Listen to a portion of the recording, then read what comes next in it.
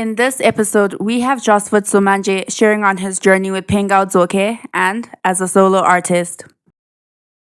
My name is Josphat Somanje. I was born in 1968, 26 August.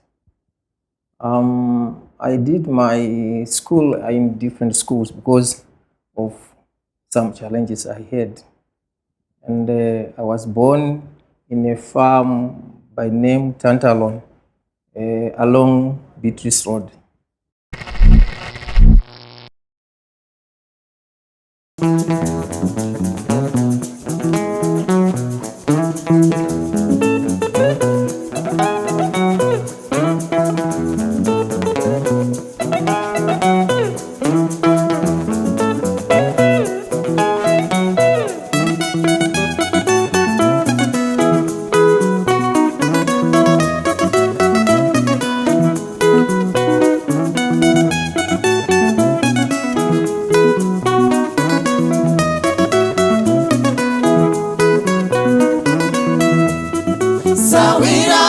Usaome Moyo.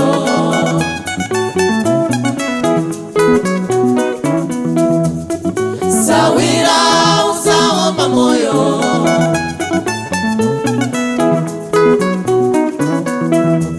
Wandiruwa wandeta.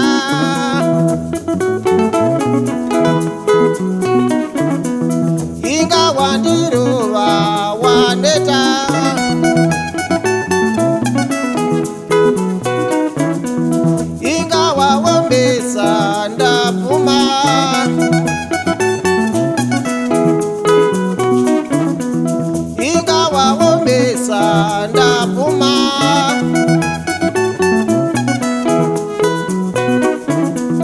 Ndakakanganisa ndirekere.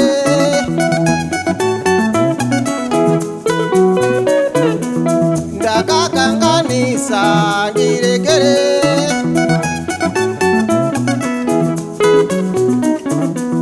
Inga wataura ndanzwa.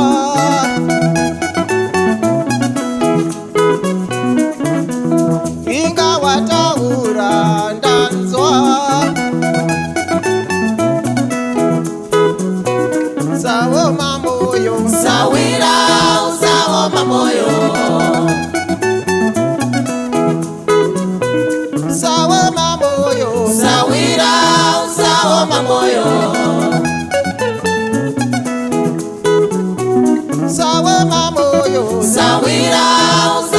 Moyo.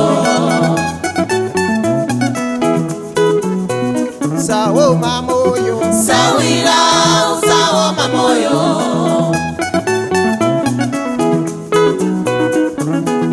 Regainde sorore maninyanyira.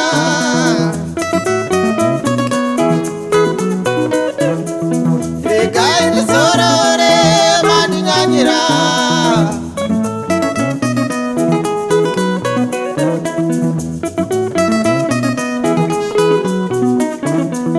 Regainde sorore maninyanyira.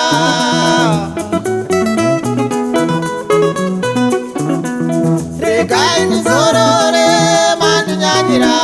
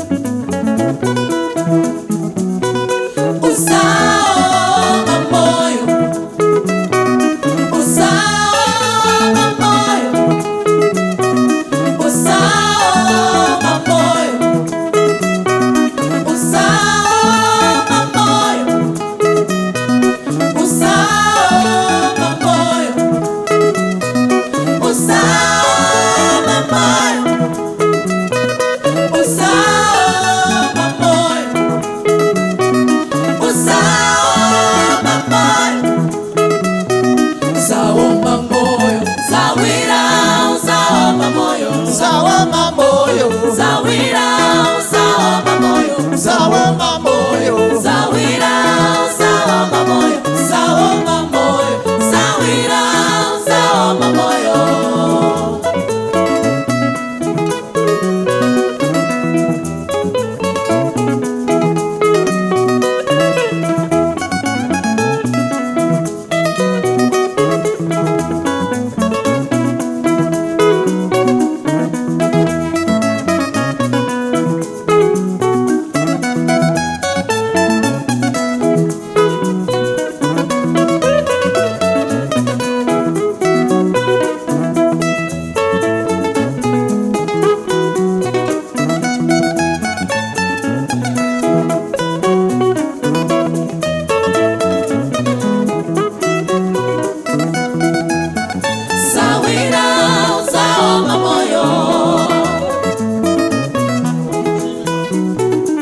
Usaome Moyo, Sawira, Usaome Moyo, Usaome Moyo, Sawira, Usaome Moyo, Usaome Moyo, Sawira, Usaome Moyo, Usaome Moyo. Sawira, Usaome Moyo.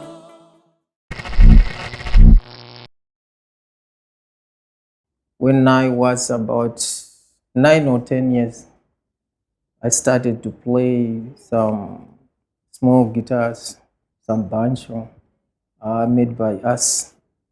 And when I was doing my grade 6, I think, that's when I started to cooperate with the other members and make it up as a band. Okay, the name that was agreed by the band, it was Pengaudzoke.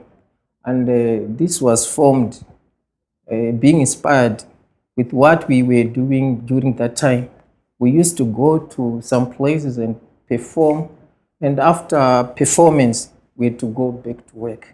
That was the meaning of Pengaudzoke. The band was constituted by myself and my other two brothers, Somanje and Clever Somanje, with other colleagues. This was during 1984 to 1985 when we were trying to build up the band. In 1986, that's when we started performing in small places around farms where we were staying. That's when we had to try and perform in front of people. That was around 1984, 85 or 86. That's when we started to be a band. We tried to be a band. There was no good idea. We had to look for places which were, can I say, cheaper to perform with small guitars made from those gallons of olive in the royal you see during that time.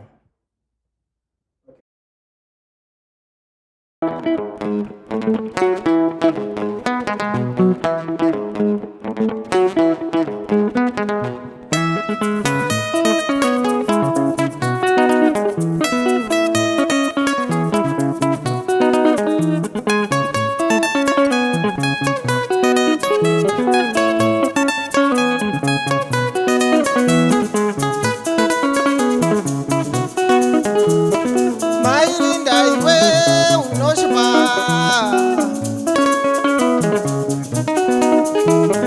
Mai Linda iwe unoshpa,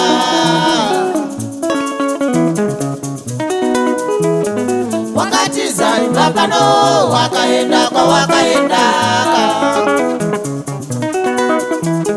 wakati zaimba pano wakaenda kwa wakaendaka.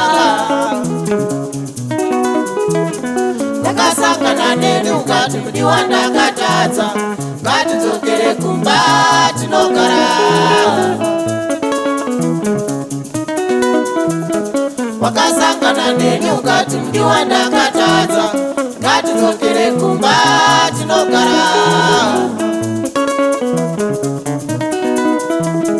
Wosvika kumba uchingoshaudai nemurume wako, shaudai nemurume wako semukadzi wako. Dai ndaiva mukadzi wako ndaitiza imba yacho. Wosvika kumba uchingoshaudai nemurume wako, shaudai nemurume wako semukadzi wako. Dai ndaiva mukadzi wako ndaitiza imba yacho.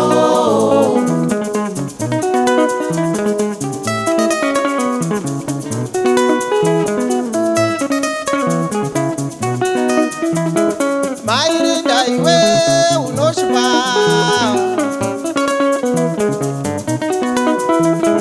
Mai Linda iwe unoshpa,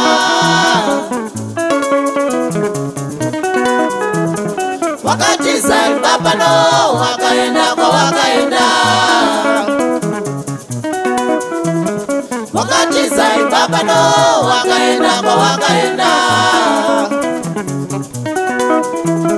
Wakasangana neni ukati mudiwa ndakatadza, ngatidzokere kumba tinogara. wakasangana nenu ngati mudiwa ndakatadza ngatidzokere kumba tinogara wosvika kumba uchingosvauta ini murume wako svauta ini murume wako semukadzi wako dai ndaiva mukadzi wako ndaitiza imba yacho wosvika kumba uchingosvauta ini murume wako svauta ini murume wako semukadzi wako dai ndaiva mukadzi wako ndaitiza imba yacho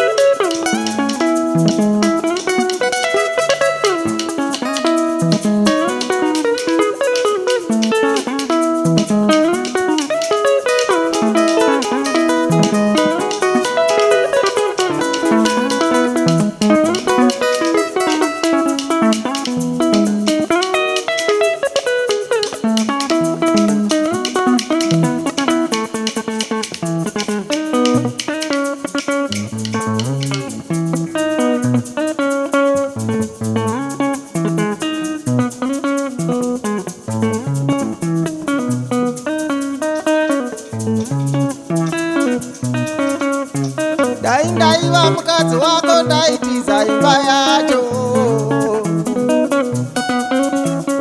dai ndaiva mukadzi wako ndaitiza imba yacho dai ndaiva mukadzi wako ndaitiza imba yacho dai ndaiva mukadzi wako ndaitiza imba yacho mukadzi wako ndaitiza imba yacho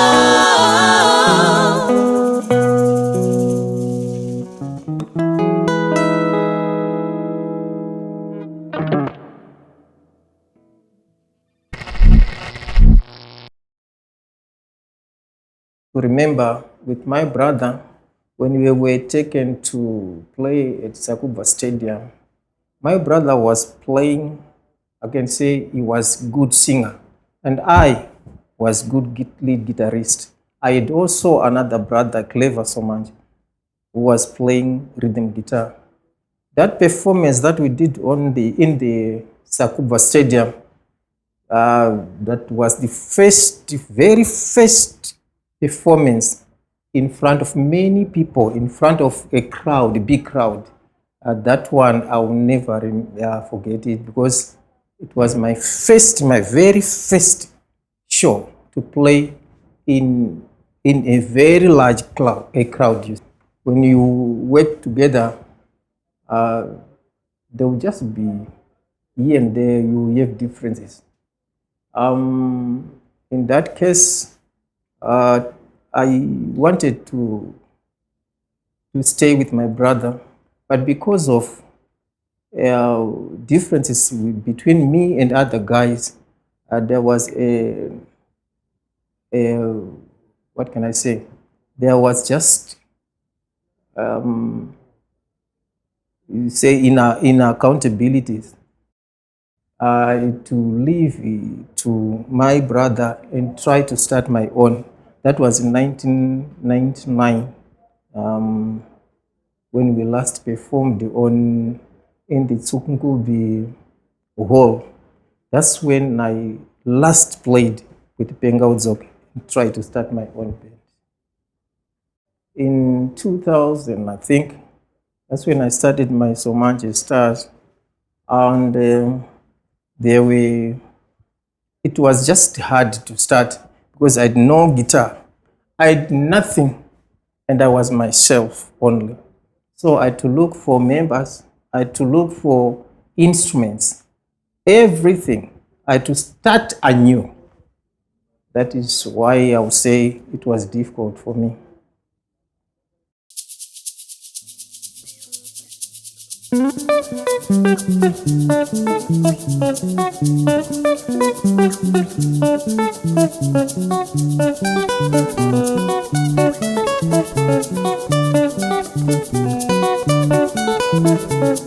Yangu itaona varume imi itaona.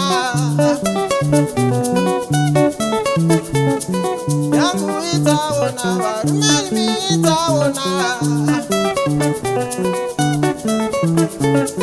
Takati ndichifamba tikatibuya kuchina. Takati ndichifamba tikandisekura kuchina. Pandakati ndadzokera kumba tikati mukoma wapira mvura nhasi. Pandakati ndadzokera kumba tikati sisi wapira mvura.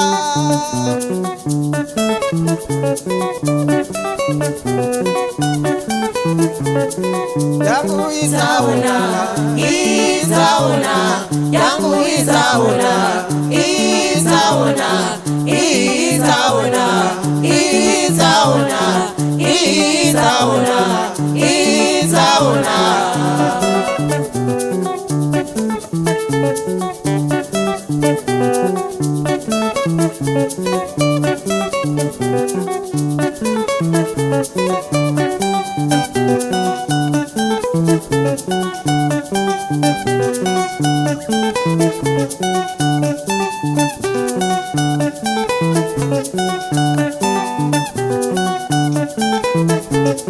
Ndakati ndotange kufunga zvikanzi eti wapfira musangona.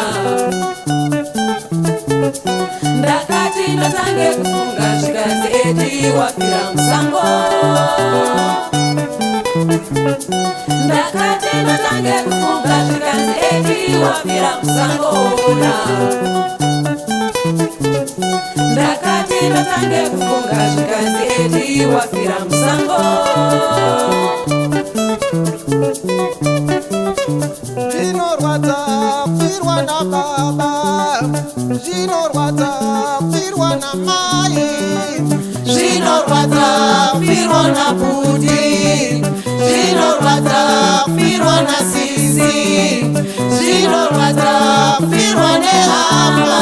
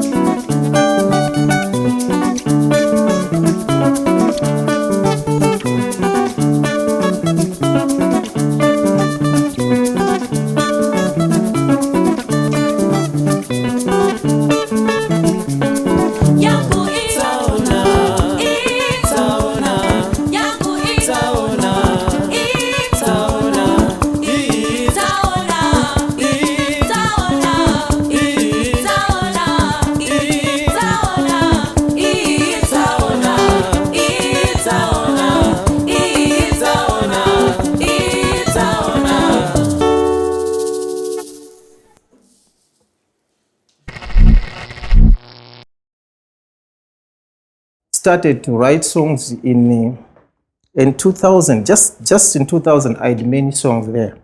So I had to gather them together and make an album. And that is when I produced the album with the name Sangore Mchel. That was my. I think in music, there is need to be strong. There is need to keep doing it. One day you will grow up like others. I think that is the advice I will give them. And then lastly, I want to thank my fans out there, I think they must just keep looking into what I'm doing, expect more than I've done so far. Thank you.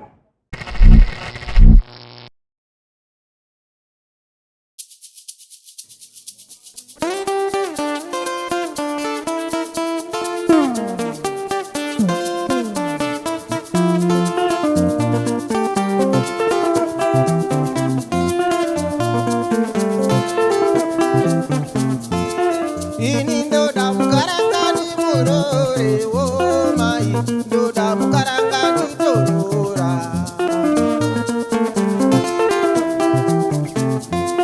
Ini ndoda Mukaranga ni murore, oh mai, ndoda Mukaranga ni torora.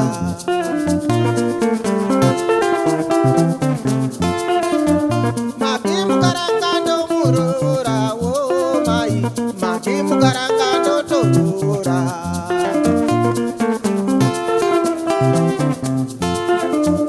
Maki Mukaranga ndo torora, oh mai, maki Mukaranga ndo torora.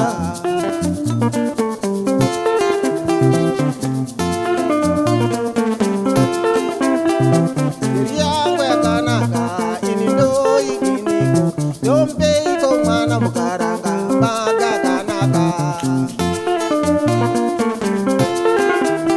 Sheria yakanaka ini ndo ikiniko dompeko mwana Mukaranga magakanaka. Make Mukaranga ndo torora, oh mai, make Mukaranga ndo torora. Make Mukaranga ndo torora, oh mai, make Mukaranga ndo torora. Make Mukaranga ndo torora, oh mai, make Mukaranga ndo torora. Make Mukaranga ndo torora, oh mai, make Mukaranga ndo torora.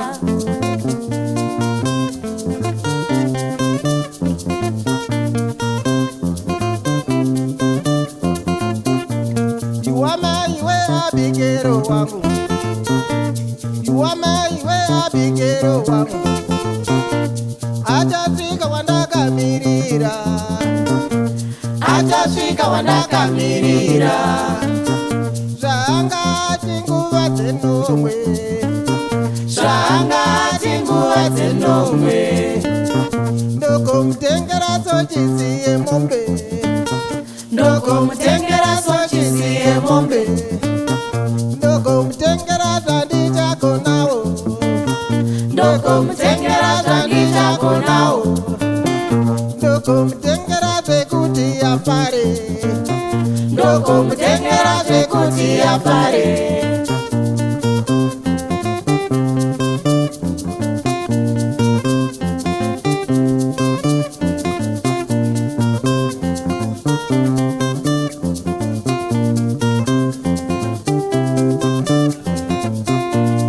Abigero musikana wandinoda, Abigero musikana wandinoda. Zvaachatsvika kumira pandiri, zvaachatsvika kumira pandiri. Ndokomutengera Sochisi yemombe, ndokomutengera Sochisi yemombe. Ndokomutengera zvandichakonawo, ndokomutengera zvandichakonawo. Ndokomutengera zvekuti afare, ndokomutengera zvekuti afare.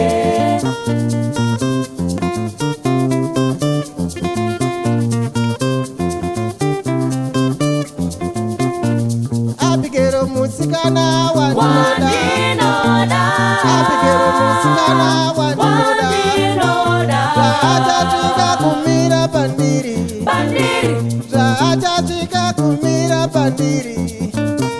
Ndokomutengera Sochisi yemombe, ndokomutengera Sochisi yemombe.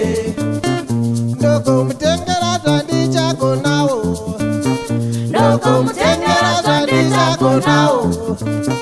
Ndokomutengera zvekuti afare, ndokomutengera zvekuti afare.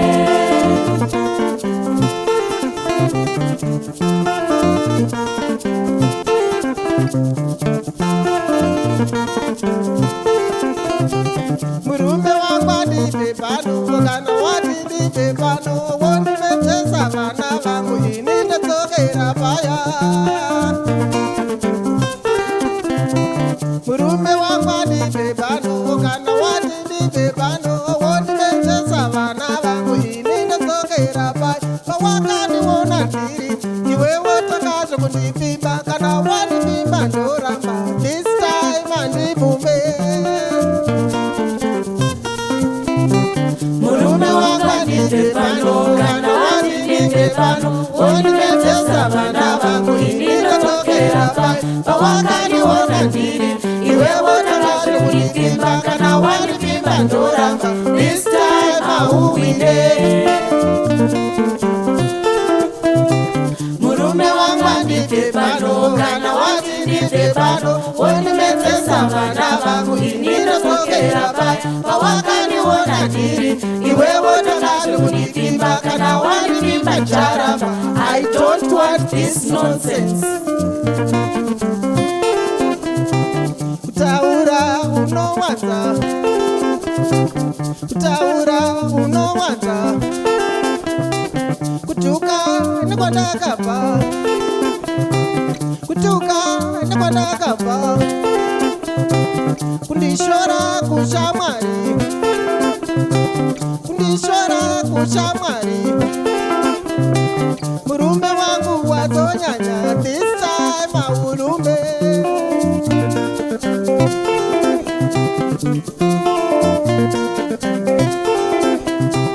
Murume wangwadi bebano, kana wadi bebano, woni metesa vana vangu ini ndadzokera paya. Pawakaniona ndiri, iwewe takazo kundipimba, kana wandipimba ndoramba. This time andibumbe. Murume wangwadi bebano, kana wadi bebano, woni metesa vana vangu ini ndadzokera paya. Pawakaniona ndiri, iwewe takazo kundipimba, kana wandipimba ndoramba. This time Hawulume. Murume wangwadi bebano, kana wadi bebano, woni metesa vana vangu ini ndadzokera paya. Pawakaniona ndiri, iwewe takazo kundipimba, kana wandipimba ndoramba. I don't want this nonsense.